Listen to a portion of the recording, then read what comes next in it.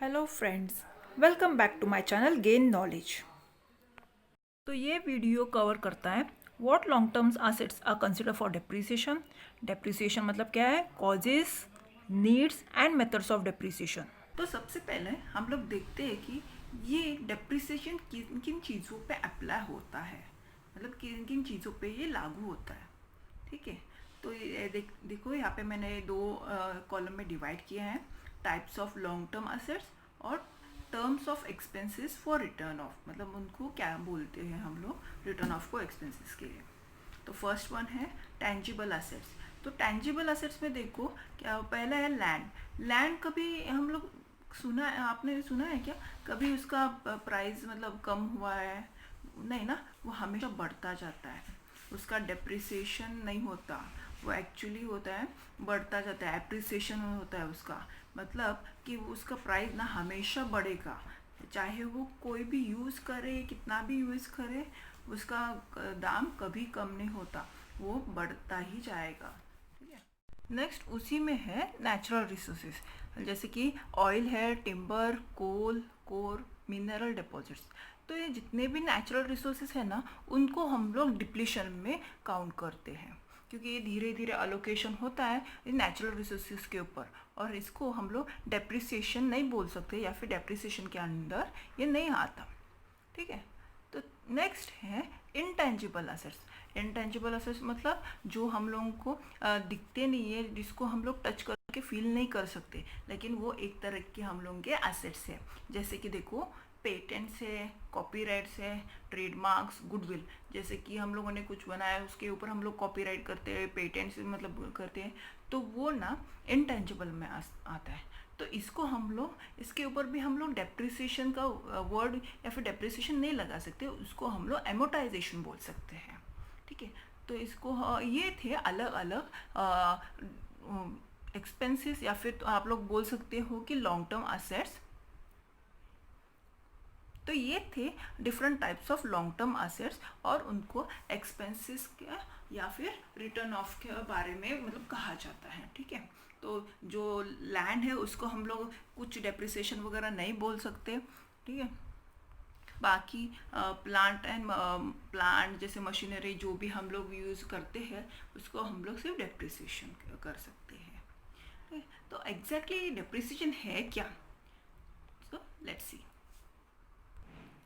Depreciation is the allocation of the deprecable amount of an asset over its estimated useful life. Depreciation for an accounting period is charged to income either directly or indirectly. मतलब ना वो allocated वो एक amount है जो मतलब assets के ऊपर डेप्रिकेबल होता है, मतलब कम होता रहता है, उसका उस असेट्स के लाइफ के थ्रू आउट होता है। मतलब अगर वो 5 साल तक रहा वो असेट, तो वो 5 साल तक डेप्रिकेट अमाउंट आएगा। तो क्योंकि क्यों होता है ऐसे?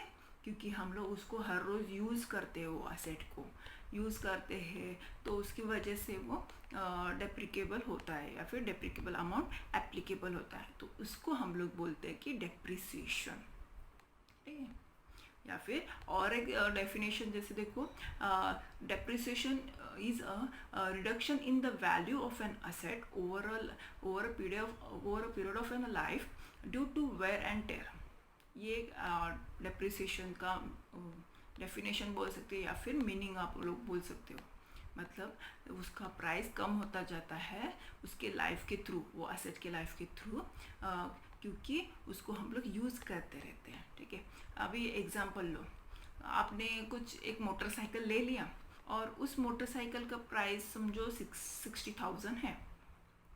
तो आपने उसको यूज़ किया किया 1 साल किया, 2 साल किया, and फिर 2 साल के बाद आपको थोड़ा बहुत प्रॉब्लम देने लगी बाइक। फिर उसके बाद उसको रिपेयर किया, फिर से ठीक करके फिर से यूज़ किया 3-4 साल। अब अगर आपने सोचो कि 6 साल या फिर 7 साल के बाद आप उसको आप बेचने जाओगे मार्केट में, तो जो आपने 60,000 में लिया था, वो प्राइस उतना ही आएगा क्या बाइक को? नहीं ना, उसका प्राइस कम हो जाएगा, क्योंकि आपने उस बाइक को यूज़ किया है। उसको रिपेयर किया, पता नहीं क्या क्या हुआ रहता है उस बाइक को तब तक, तो उसको ना वो 60,000 प्राइस नहीं आता। उसके ऊपर हम लोगों ने मतलब साल में उसको मेंटेनेंस के लिए हम लोग मतलब रिपेयर के लिए भेजते हैं, सर्विसिंग के लिए भेजते हैं, तो उसका अमाउंट भी वो डेप्रिसिएशन होता जाता है। तो इसको हम लोग बोलते हैं डेप्रिसिएशन। ठीक है, तो हम लोग देखते हैं कॉजेज फॉर डेप्रिसिएशन, मतलब ये किस वजह से हम लोग डेप्रिसिएशन होता है कोई भी अपना असेट, क्या है मतलब क्यों क्यों उसका कारण क्या है, किस वजह से होता है ये डेप्रिसिएशन। तो देखो इसमें भी दो तरह के हैं। फर्स्ट वन है फिजिकल डिट्रोएशन। ठीक है, तो फिजिकल डिट्रोएशन मतलब क्या है, देखो जैसे कि मैंने बोला कि हम लोग यूज़ करते हैं उसको, जैसे एग्जांपल दिया मैंने गाड़ी का, तो गाड़ी को हम लोग यूज़ बार बार करते हैं, बार बार करते हैं, फिर धूप में बारिश में उसको कुछ प्रॉब्लम होता है, तो हम लोग फिर से वहाँ पे भी मतलब कुछ प्रॉब्लम देता है, तो वो सब है उसको फिजिकल डिट्रॉयशन में आता है। जैसे कि यहाँ पे देखो, due to use and physical factors such as normal wear and tear, chemical actions such as rust, effects of wind and rain। तो मैंने बोला जो हम लोग नॉर्मली यूज़ करते हैं उसकी वजह से वो डेप्रिसिएशन होता है, तो वो फर्स्ट है फिजिकल डिट्रॉयशन। ठीक है, अब सेकंड देखो ऑब्सेशन। अब ये मतलब क्या है, जैसे देखो आपने कोई मतलब मैंने बोला मोटरसाइकिल ले ली आपने 60,000 में। ठीक है, तो आप यूज़ करते हैं उसको 5-6 साल, फिर आपको लगता है कि अरे ये तो मेरी पुरानी हो गई, ये तो टेक्नोलॉजी के हिसाब से पुरानी है एकदम। फिर आप सोचो कि कुछ नया नई बाइक लेते हैं नए टेक्नोलॉजी के हिसाब से, जिसमें आप डी टी एस बहुत अच्छा है, ये है वो है मस्त है सब, तो उसको हम लोग बोलते हैं कि ऑब्सेशन, मतलब टेक्नोलॉजी चेंज की वजह से हम लोग दूसरा असेट लाते हैं। तो देखो इसका ये क्या है, देखो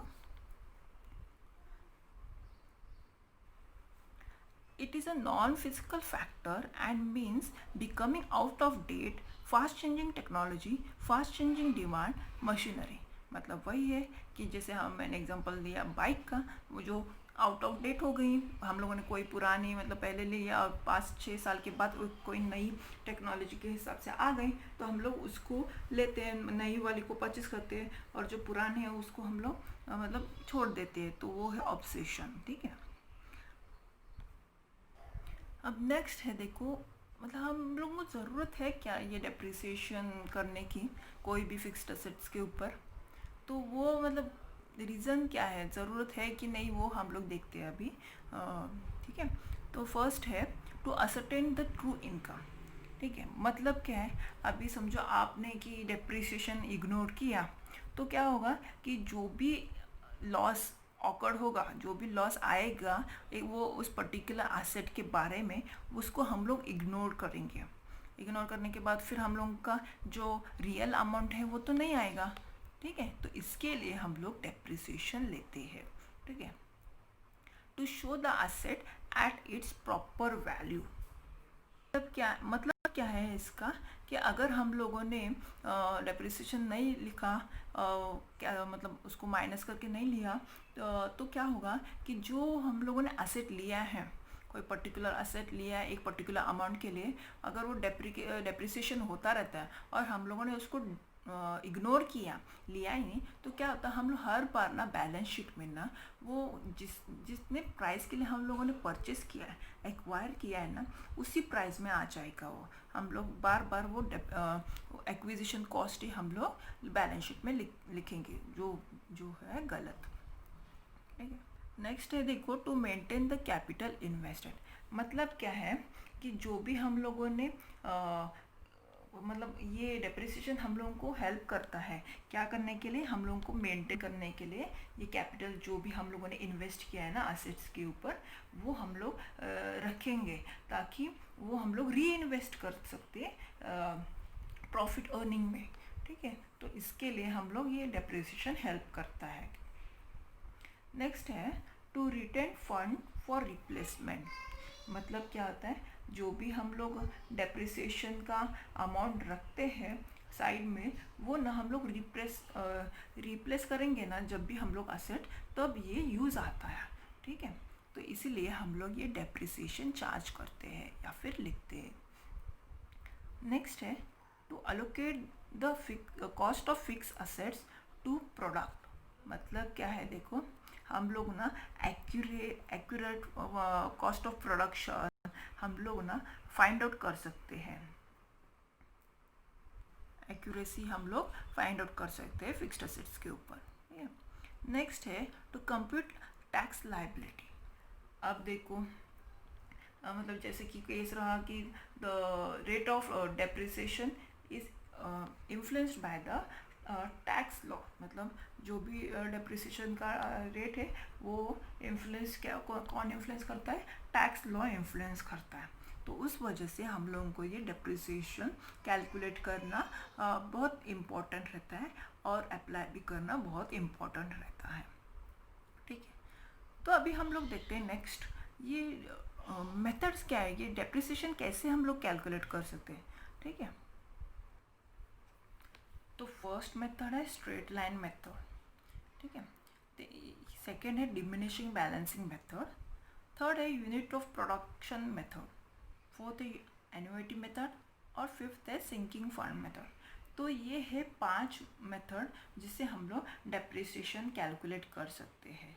ठीक है, ये अलग अलग है और अलग अलग बेसिस के ऊपर है वो। तो इसको हम लोगों ने डिटेल में हम लोग सीखेंगे अपने नेक्स्ट वीडियो में। तो आज के वीडियो में बस इतना ही। ठीक है, तो हम लोगों ने क्या क्या सीखा आज के वीडियो में, हम लोगों ने देखा कि कौन से असेट्स के ऊपर ये डेप्रिसिएशन आता है और कौन से लॉन्ग टर्म असेट्स में वो डेप्रिसिएशन अप्लाई नहीं होता है। ठीक है, सेकेंड हम लोगों ने देखा डेप्रिसिएशन मतलब क्या है। और उसके बाद हम लोगों ने कॉजेज़ क्या है डेप्रिसिएशन की, कॉजेज़ क्या है। फिर हम लोगों ने देखा ज़रूरत है क्या ये डेप्रिसिएशन करने की। और थर्ड हम लोगों ने मतलब लास्ट हम लोगों ने देखा मेथड्स ऑफ डेप्रिसिएशन, क्या क्या मेथड्स है डेप्रिसिएशन। आई होप आपको ये मेरा वीडियो मतलब अच्छा लगा और समझ में आया होगा। अगर आपको कुछ प्रॉब्लम है तो प्लीज़ कमेंट सेक्शन में लिख के भेजिए। Stay tune for my next video, और ये मत भूलना कि इसको लाइक और शेयर करना मत भूलना। ठीक है, थैंक यू।